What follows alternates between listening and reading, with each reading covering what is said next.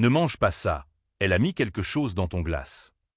La voix désespérée de la fillette résonna dans le luxueux salon de la glace Dolce Vita, faisant tourner tous les invités vers l'enfant à la peau foncée qui venait de faire irruption par les portes vitrées. Ses vêtements déchirés contrastaient brutalement avec les smokings et robes de gala des présents. Ricardo Vasquez, le magnate de 45 ans, avait déjà la cuillère en argent près des lèvres lorsque ses mains commencèrent à trembler. La glace gourmet aux pistaches, préparée spécialement pour célébrer ses fiançailles avec Isabela Montero, fondait lentement dans la coupe en cristal importé. Pendant une seconde qui sembla éternelle, le salon tomba dans un silence absolu. « Agent de sécurité !» cria Isabela, sa fiancée, le visage rouge de colère. « Sortez cette chose d'ici immédiatement. » Sa voix tranchante révélait une rage qui allait bien au-delà de l'embarras social. Ses yeux brillaient d'une chose que Ricardo n'avait jamais vue auparavant, une panique pure. La fillette, qui ne devait pas avoir plus de 12 ans, resta ferme malgré les 3 agents de sécurité avançant vers elle. « Monsieur, s'il vous plaît, écoutez-moi. Je l'ai vu mettre une poudre blanche dans votre glace quand personne ne regardait. Je le jure sur l'âme de ma mère. » Le cœur de Ricardo s'emballa. Pendant ses 20 années à construire un empire commercial, il avait appris à faire confiance à ses instincts. Et quelque chose dans la sincérité désespérée de cet enfant fit que chaque fibre de son être criait l'alerte. Mais comment pourrait-il croire? Isabela était sa fiancée depuis 2 ans, héritière de la famille Montero, propriétaire de l'une des plus grandes chaînes de pharmacie du pays. Dans 3 semaines, ils se marieraient et uniraient leurs empires dans une fusion multimillionnaire. « Ricardo, chéri, » chuchota Isabela, s'approchant de lui avec un sourire qui n'atteignait pas ses yeux, « ne faisons pas attention à une mendiante délirante, n'est-ce pas? Elle est probablement sous l'effet de drogue. » Sa main froide toucha son bras, mais il y avait une tension dans ses doigts qu'il n'avait jamais ressentie auparavant. La fillette recula lorsque les agents de sécurité s'approchèrent, mais ses yeux restèrent fixés sur Ricardo. « Monsieur, je nettoie les vitres des voitures là-bas depuis des mois. Je reconnais les mauvaises personnes quand je les vois. Elle n'est pas celle que vous pensez qu'elle est. Pourquoi une enfant des rues connaîtrait-elle les habitudes d'Isabela? Comment aurait-elle pu voir quelque chose que personne d'autre n'a remarqué? » Ricardo observa le visage de sa fiancée. Isabela mordait sa lèvre inférieure, un tic nerveux qu'il n'avait vu que 2 fois en 2 ans, lorsqu'elle avait perdu un contrat millionnaire et lorsque l'on avait découvert que son père était gravement malade. Pourquoi était-elle si nerveuse maintenant? « Isabela, » dit-il lentement, « où as-tu cette glace? Je pensais qu'elle était préparée devant nous. » C'était le cas, mon amour. Le chef Martinelli l'a préparée personnellement, tu l'as vu. Mais sa voix trembla légèrement, et elle détourna le regard pendant une fraction de seconde. La fillette saisit l'hésitation. « Monsieur, je l'ai vue aller seule à la cuisine il y a 10 minutes.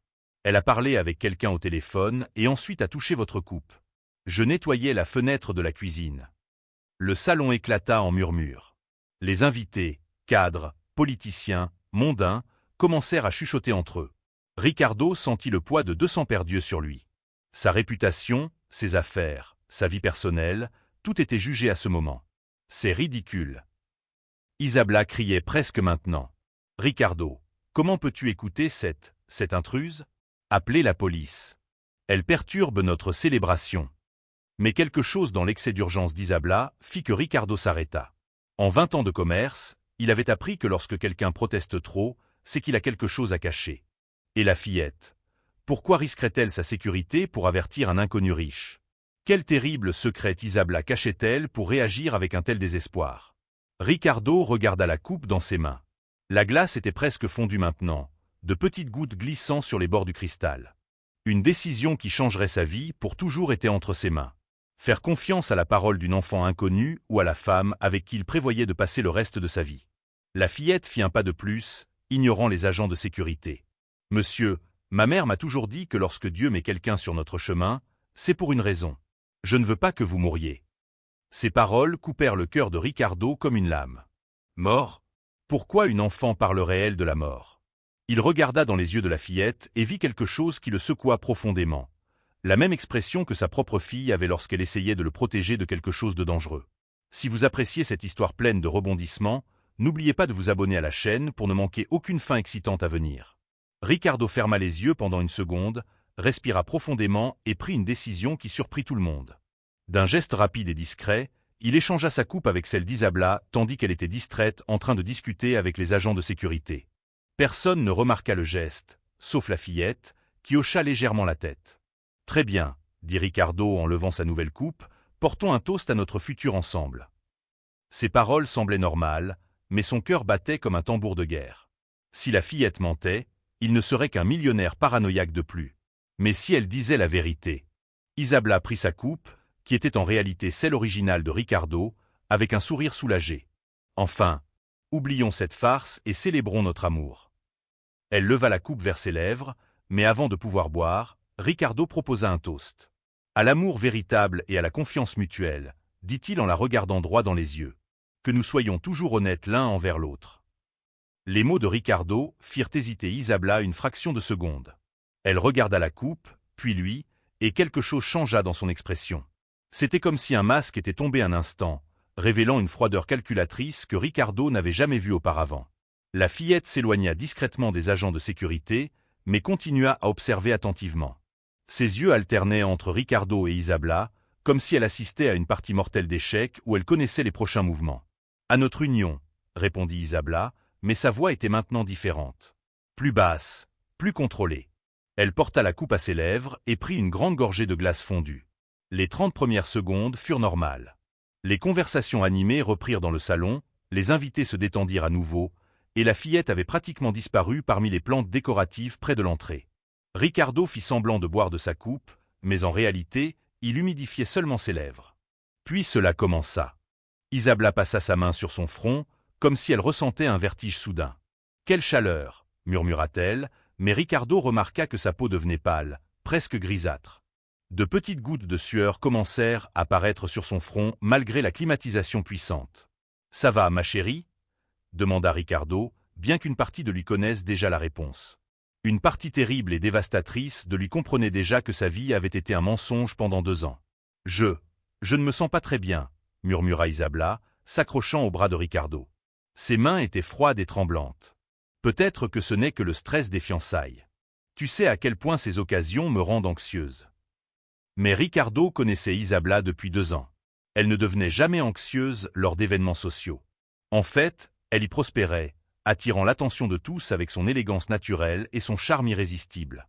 Voir la femme qu'il aimait se transformer en quelqu'un de fragile et effrayé lui brisa le cœur. La fillette réapparut à ses côtés comme un fantôme. « Monsieur », murmura-t-elle, « nous devons appeler une ambulance. Maintenant. »« Pourquoi ?» demanda Ricardo, bien qu'il connaisse déjà la réponse. « Parce qu'elle a pris le poison qui était destiné à vous. Et à voir comment elle réagit, ce n'était pas peu. » Les mots de l'enfant frappèrent Ricardo comme un coup de poing dans l'estomac. Poison. Le mot résonna dans son esprit comme une cloche funéraire. La femme avec qui il avait prévu de passer le reste de sa vie, la femme avec qui il avait partagé ses rêves les plus intimes, avait essayé de le tuer. Isabella chancela et dut s'appuyer sur une chaise. Ses lèvres devenaient bleuâtres et elle commença à avoir du mal à respirer. « Ricardo » halta-t-elle, « aide-moi. Quelque chose ne va pas. Très mal. » L'ironie de la situation était trop cruelle pour être pleinement comprise. La femme qui avait tenté de l'assassiner suppliait maintenant son aide. L'homme qui aurait dû mourir avait maintenant le pouvoir de vie ou de mort sur son assassine. « Appelez une ambulance !» cria Ricardo aux invités, qui réalisèrent enfin que quelque chose n'allait vraiment pas. Le salon éclata en panique contrôlée, avec des gens prenant leur téléphone et d'autres offrant une aide médicale. En attendant les ambulanciers, Ricardo s'agenouilla à côté d'Isabella, qui était maintenant par terre, luttant pour respirer. Des larmes coulaient sur son visage, mais ce n'étaient pas des larmes de tristesse ordinaire. C'étaient des larmes de trahison, d'amour détruit, d'une vie entière de rêves s'effondrant en quelques minutes. « Pourquoi ?» murmura-t-il en tenant sa main froide. « Pourquoi m'as-tu fait ça? Je t'aimais vraiment. » Isabella le regarda dans les yeux et, un instant, le masque tomba complètement. « L'argent » murmura-t-elle avec difficulté. « Ça n'a toujours été que l'argent, Ricardo. Tu étais juste un obstacle. » Ces mots furent comme une balle dans la poitrine. 2 ans de relation, 2 ans de projet pour l'avenir, 2 ans d'amour sincère de sa part, réduits à une seule phrase froide et calculatrice. Elle ne l'avait jamais aimé. Tout n'avait été qu'une mise en scène élaborée pour voler sa fortune. L'ambulance arriva en un temps record, et les ambulanciers commencèrent immédiatement à travailler sur Isabella. Ricardo observa tout comme s'il était dans un terrible cauchemar, incapable de traiter pleinement l'ampleur de la trahison qu'il venait de subir. À l'hôpital, tandis qu'Isabella luttait pour sa vie dans l'unité de soins intensifs, Ricardo s'assit dans le couloir froid avec la fillette à ses côtés. Elle avait refusé de partir, insistant sur le fait qu'elle avait des choses plus importantes à révéler. Elle s'appelait Sofia, et son histoire était plus complexe que ce que Ricardo aurait pu imaginer. « Monsieur Ricardo, » dit Sofia, balançant ses courtes jambes sur la chaise beaucoup trop haute pour elle, « je ne nettoyais pas les vitres par hasard. Je surveille Madame Isabla depuis 3 mois. » Ricardo se tourna vers elle, confus. « Surveiller? Mais pourquoi? Qui vous a demandé de faire ça? » Sofia prit une profonde inspiration et sortit un vieux téléphone portable de la poche de sa veste déchirée. « Ma mère a travaillé comme infirmière dans la clinique de la famille Montero pendant 15 ans. Elle a découvert des choses très mauvaises à leur sujet. » La fillette lui montra un enregistrement sur le téléphone. La voix d'Isabla était clairement reconnaissable, parlant à quelqu'un de « supprimer le problème Ricardo » et hériter de tout après le mariage. Les dates des enregistrements montraient que le plan était en cours depuis plus de 6 mois. « Votre mère a enregistré ça ?» demanda Ricardo, ressentant un mélange de gratitude et d'horreur. « Oui, mais elle est morte avant de pouvoir faire quoi que ce soit, » dit Sofia, essuyant une larme qui refusait de tomber. Les Montero ont découvert qu'elle en savait trop. Ils ont dit que c'était un accident de voiture, mais je sais que c'était eux. Ricardo sentit le monde tourner. Ce n'était pas seulement une tentative d'assassinat pour de l'argent. C'était une conspiration qui avait coûté la vie à des innocents. La mère de Sofia était morte en essayant de le protéger, et maintenant sa fille avait terminé le travail. Sofia, avez-vous d'autres preuves en plus de ces enregistrements? La fillette hocha la tête et sortit un dossier froissé de sa veste. Ma mère a tout caché ici. Des faux documents, des dossiers médicaux altérés, des paiements à des gens malfaisants. Elle a découvert qu'Isabla avait déjà fait cela avant. Avant. Le sang de Ricardo se glaça. Oui. Son premier fiancé est mort il y a 4 ans. Officiellement, c'était une crise cardiaque, mais ma mère a trouvé les mêmes médicaments étranges dans son système. Et le deuxième fiancé a survécu parce qu'il a découvert à temps et a fui le pays. Ricardo assimilait trop d'informations à la fois. Isabla était une tueuse en série qui se spécialisait dans séduire des hommes riches et les éliminer après avoir obtenu accès à leur fortune. Il avait été seulement la prochaine cible dans une liste macabre. « Pourquoi n'avez-vous pas porté cela à la police ?» demanda-t-il. « Qui croira une fillette de la rue contre une famille riche et puissante? Il contrôle la moitié de la police de la ville par des pots de vin et du chantage. Ma seule chance était de vous sauver et d'espérer que vous puissiez rendre justice. » Le courage et l'intelligence de Sofia impressionnèrent profondément Ricardo. À 12 ans, elle avait élaboré un plan pour exposer une tueuse qui manipulait le système depuis des années. Elle avait sacrifié sa propre sécurité pour sauver un inconnu. Un médecin s'approcha d'eux dans le couloir. « Monsieur Vasquez, concernant votre fiancé, nous avons trouvé quelque chose de très intéressant dans son sang. » « Quoi ?» Ricardo se leva rapidement. « Une substance appelée tétradotoxine, extraite des poissons globes. Elle est extrêmement létale à petite dose, mais il y a quelque chose de particulier. Elle avait des anticorps dans son système, comme si elle avait été exposée à la toxine auparavant, plusieurs fois. » Sofia et Ricardo se regardèrent. Le médecin continua. « C'est comme si quelqu'un augmentait progressivement sa tolérance au poison, probablement pour pouvoir l'administrer à d'autres sans risque pour elle-même. » La dernière pièce du puzzle s'emboîta. Isabla s'était immunisée contre son propre poison depuis des mois, se préparant à tuer Ricardo sans courir de risque. Mais elle n'avait pas prévu qu'il découvrirait et échangerait les coupes. « Docteur, » dit calmement Ricardo, « j'ai besoin que vous documentiez tout cela officiellement. Et je veux que l'on fasse des tests sur moi aussi. Je soupçonne qu'elle a pu m'empoisonner progressivement. » En attendant les résultats des tests, Ricardo commença à rassembler toutes les preuves que Sofia avait collectées. Il appela son avocat privé et un détective de confiance. Il ne s'agissait pas seulement de vengeance, mais de justice pour Sofia, pour sa mère et pour toutes les victimes précédentes d'Isabla. Sofia observa Ricardo travailler et dit « Monsieur, pensez-vous vraiment que vous pourrez l'arrêter ?»« Sofia, je te promets que je ferai tout ce qui est en mon pouvoir pour m'assurer qu'elle paie pour tous les crimes qu'elle a commis. Ta mère n'est pas morte en vain. » La fillette sourit pour la première fois depuis que Ricardo l'avait rencontrée. C'était un sourire plein d'espoir et de soulagement, le sourire de quelqu'un qui voit enfin une lumière au bout d'un tunnel très sombre. Les tests de Ricardo confirmèrent ses soupçons. Il y avait des traces de multiples toxines dans son système, preuve qu'Isabla l'avait empoisonné lentement pendant des mois, préparant probablement son corps à accepter la dose finale sans méfiance. Mais Ricardo avait un plan. Avec les preuves de Sofia, le témoignage médical et ses propres ressources, il ne survivrait pas seulement, il s'assurerait que la justice soit pleinement rendue. 3 jours plus tard, Isabla s'était suffisamment rétablie pour recevoir des visites. Elle ne savait pas que Ricardo avait découvert toute la vérité, ni que la police avait déjà des mandats d'arrêt en attente de sa sortie médicale. Ricardo entra dans sa chambre accompagné de Sofia, qui était déguisée en assistante sociale. « Ricardo !» s'exclama Isabella faiblement, tendant les bras comme si elle était la victime innocente d'un terrible accident. « Mon amour, j'étais tellement effrayée. Cette fille folle a failli me tuer avec ses accusations absurdes. » Ricardo s'approcha du lit, mais ses yeux étaient froids comme de la glace. « Isabella, j'ai amené quelqu'un pour que tu la rencontres officiellement. Voici Sofia, la fille de Carmen Rodriguez. » Le nom fit instantanément geler Isabella. Toute la couleur disparut de son visage et elle regarda Sofia comme si elle avait vu un fantôme. « Je ne sais pas de quoi tu parles. »« Ah, mais tu sais très bien, » dit Sofia en sortant l'enregistreur de sa poche. « Tu te souviens de l'infirmière Carmen? Celle qui a découvert tes petites expériences avec des toxines dans la clinique de ta famille ?» Le masque d'Isabella tomba complètement. Ses yeux devinrent froids et calculateurs, et elle se redressa dans le lit comme un serpent prêt à attaquer. « Tu ne peux rien prouver, petite peste.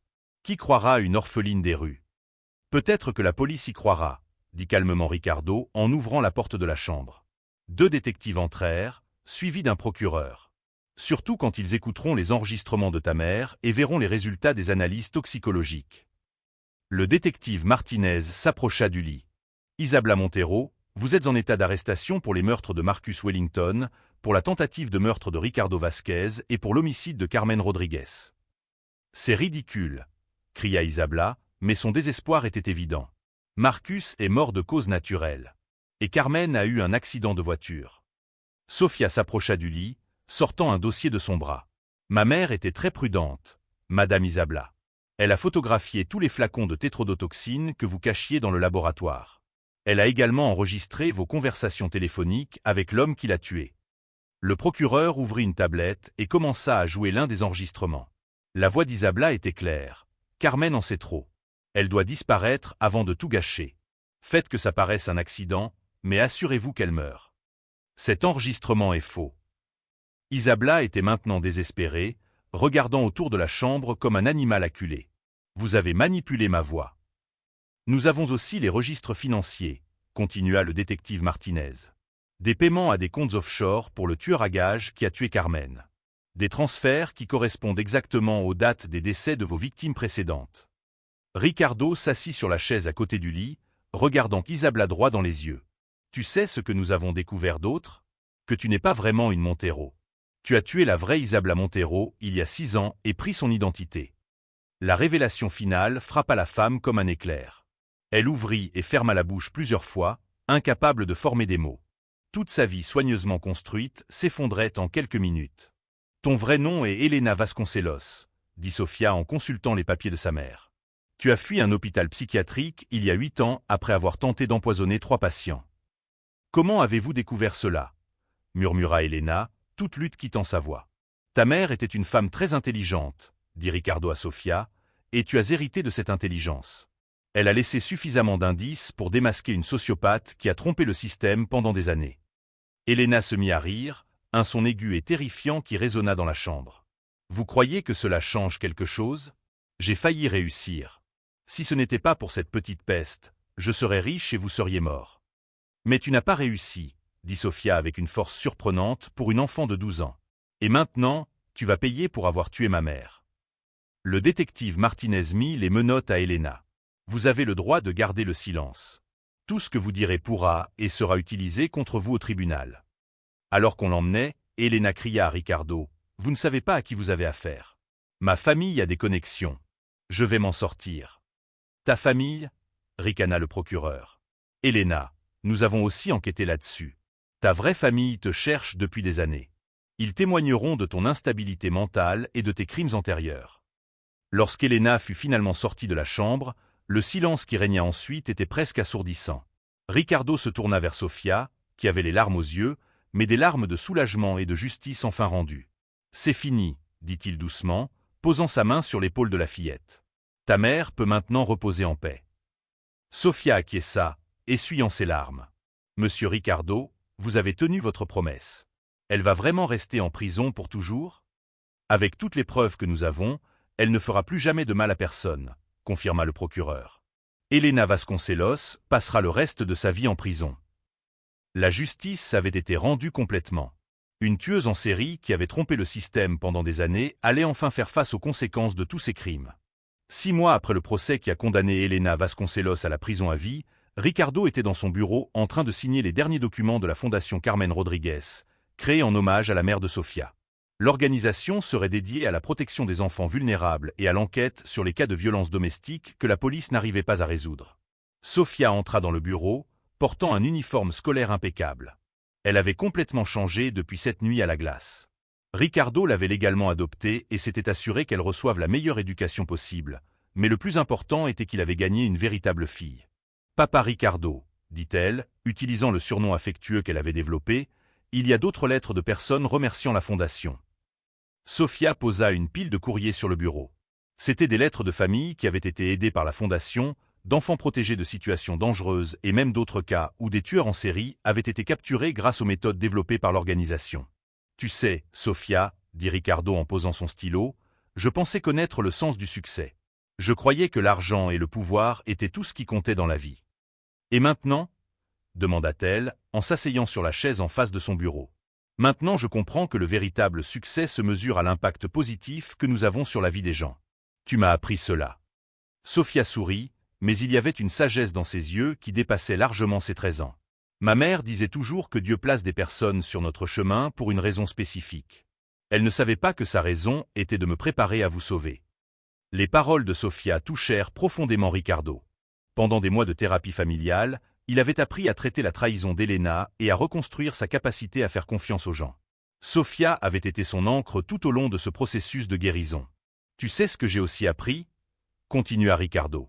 J'ai appris que parfois, les personnes les plus improbables sont celles qui ont les leçons les plus importantes à nous enseigner.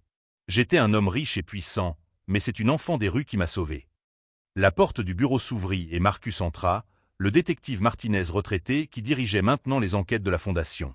Il était devenu un oncle pour Sofia et un grand ami pour Ricardo. Les amis, j'ai des nouvelles concernant l'affaire Vasconcelos, dit Marcus en s'asseyant dans un fauteuil. Nous avons trouvé 3 autres victimes précédentes. Helena a tué au moins 7 personnes en 10 ans. Sofia devint sérieuse. Cela signifie que nous avons sauvé plus de vies que nous ne le pensions. Exact. Et il y a plus, d'autres pays adoptent nos protocoles d'enquête. La méthodologie que nous avons développée ici a déjà aidé à résoudre 16 affaires similaires à l'international. Ricardo se leva et se dirigea vers la fenêtre, regardant la ville. Marcus, tu te souviens de ce que j'ai dit au tribunal lors de mon témoignage ? Que les mots ont du pouvoir, mais que les actions ont des conséquences. Oui. Helena utilisait des paroles douces et la manipulation émotionnelle pour tromper ses victimes. Mais les actions de Sofia, courageuse, désintéressée et motivée par l'amour pour sa mère, ont été plus puissantes que n'importe quel mensonge. Sofia s'approcha de la fenêtre aux côtés de Ricardo. Papa Ricardo, parfois je pense à ce qui serait arrivé si je n'avais pas eu le courage d'entrer dans cette glace. Mais tu as eu du courage. Et cela a fait toute la différence. Tu sais pourquoi ? Pourquoi ? Parce que tu as agi par amour, pas par peur. Helena agissait par cupidité et haine. L'amour triomphe toujours de la haine, même quand cela semble impossible. Marcus les rejoignit à la fenêtre. Vous savez quelle est la partie la plus incroyable de cette histoire ? Sofia n'avait que 12 ans, pas de ressources, aucun soutien officiel, et pourtant elle a réussi à renverser toute une organisation criminelle. Parce qu'elle avait quelque chose qu'Helena n'a jamais eu, dit Ricardo en posant son bras autour des épaules de Sofia. Elle avait un but plus grand qu'elle-même. À ce moment-là, Sofia comprit l'ampleur de ce qui s'était passé. Elle n'avait pas seulement sauvé Ricardo, elle avait sauvé des dizaines d'autres victimes potentielles et inspiré des changements qui protégeraient les enfants vulnérables pendant des générations. Pensez-vous que ma mère serait fière ? Demanda Sofia, les yeux embués de larmes. Sofia, dit Ricardo doucement, ta mère a donné sa vie pour protéger un inconnu. Tu as accompli sa mission et en plus créé un héritage qui aidera des milliers de personnes. Je suis sûr qu'elle n'est pas seulement fière, elle est radieuse de bonheur. Les 3 restèrent silencieux un moment, absorbant le poids du parcours qu'ils avaient fait ensemble. D'une terrible nuit dans une glace était née une famille unie par l'amour et un objectif commun de justice. La leçon que je retire de tout cela, dit enfin Ricardo, c'est que nous devons toujours écouter notre conscience, surtout lorsqu'elle prend la forme d'un enfant courageux essayant de faire ce qui est juste. Sofia rit. Et ma leçon est que peu importe à quel point nous nous sentons petits ou impuissants, nous pouvons toujours faire une différence lorsque nous agissons avec amour et courage. Cette histoire nous enseigne que la vraie richesse ne réside pas dans les comptes en banque, mais dans les vies que nous touchons positivement.